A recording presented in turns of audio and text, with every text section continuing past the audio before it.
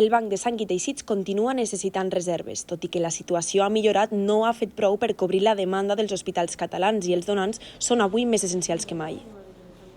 Que ara sí que tenim una necessitat i ha augmentat aproximadament un 10% els requeriments transfusionals i principalment per aquestes cirurgies que estem intentant fer per compensar el que no s'havia fet durant la pandèmia i aquest augment llavors implica que també hem d'augmentar els donants. Els pacients quirúrgics no són els únics que necessiten reserves de sang. Les persones amb malalties oncològiques, hematològiques o que han rebut trasplantaments també són prioritàries. El Banc de Sang i Teixits és a més l'organisme responsable de les donacions de medul·la òssia. En aquest cas, des de l'organització insisteixen en el perfil del donant i no tant en la quantitat. Sobretot amb una qualitat molt bona, no amb prou donants sinó amb una qualitat molt bona. I és per això que estem insistint en gent molt jove, fent campanyes actives.